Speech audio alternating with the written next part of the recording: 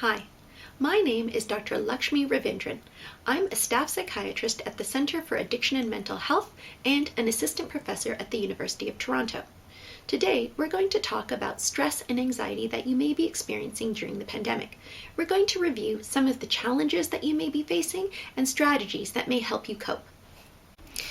During this pandemic, we've heard a lot of terms like stress and anxiety, but in the mental health field, they actually mean two different things.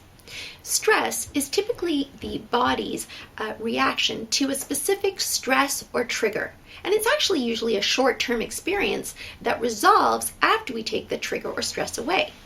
By contrast, anxiety refers to more of a long-term mental health disorder, and in these cases, symptoms may not necessarily resolve even though we take the trigger away. In these cases, it may have adverse consequences on how we function in our relationships, but also how we function at work or at school. Both stress and anxiety can show themselves through either physical or emotional symptoms. Some of the physical symptoms may include things like sleep disturbance, where you have trouble falling asleep or you sleep too much.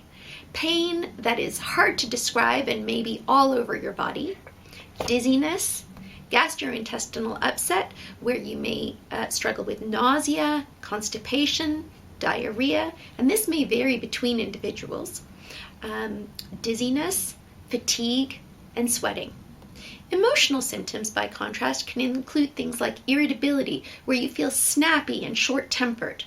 It can include things where you worry, but excessively so.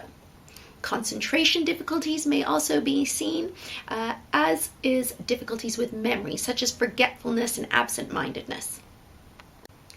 In this context, the recent COVID pandemic is actually a global stressor that all of us have been struggling with. It has caused us to really change the way we live.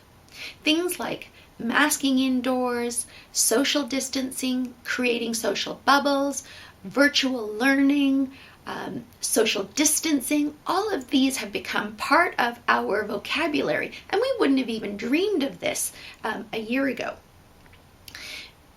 Because the pandemic has lasted for so long and is likely to last several more months, it's gone from being just a short-term stressor to more of a long-term or chronic one. Because of the extended duration that this pandemic has lasted, many of the symptoms that we would have experienced with short-term stress have become more prolonged and have more adversely impacted our daily lives. This means that for some people, what was a stress may develop into an anxiety disorder. Anxiety disorders are already the commonest mental health disorder in the population, affecting up to 1/3 of people even before the pandemic. Much of the anxiety related to the pandemic is really about uncertainty. How much uncertainty an individual can tolerate may vary between individuals, but as a race, humans depend on security, predictability, and routine to help us feel in control of our lives. Therefore, when we feel like something is out of our control, we feel overwhelmed and powerless. There are many common fears and anxieties that are experienced during the pandemic.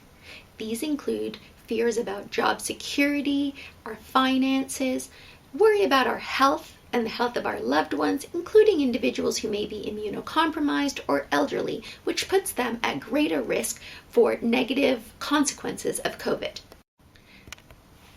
Other worries may include things like working from home while balancing other responsibilities such as childcare, and even worrying about how we're going to return to work and adapt to new routines. There are many different people who may be at greater risk of developing stress and anxiety during the pandemic. These include frontline healthcare workers, essential workers such as individuals who work in the food industry, grocery store clerks, postal workers, and delivery workers. Other people who may be at risk include those with pre-existing mental health conditions and substance use disorders, or people who are isolated, such as those living in rural communities or those living alone. Those who are homeless may be at increased risk, and finally, those with underlying medical conditions may be at higher risk of developing stress and anxiety due to the risks associated with getting COVID. With the ebbs and flows of this illness, it has been difficult to manage all the changes that have come our way. We've gone from lockdown in the spring of 2020 to relaxing restrictions in the summer and going back to increased restrictions more recently. Managing all the different messages that we're getting from the media and the government is challenging and frustrating and can definitely be overwhelming. But how we manage these challenges is really going to be the key. Resilience is a term we often use in mental health. Essentially, it's how we positively adapt in the face of a challenge. In an immediate way, it's how we calm our anxious mind following a negative experience, and it's how we bounce back from stress. So what we have to remember is that we all have the capacity to be resilient, and what we need to do is cultivate and lean on those resiliency skills now. We need to accept that uncertainty is natural and unavoidable at times. Some situations are beyond our control.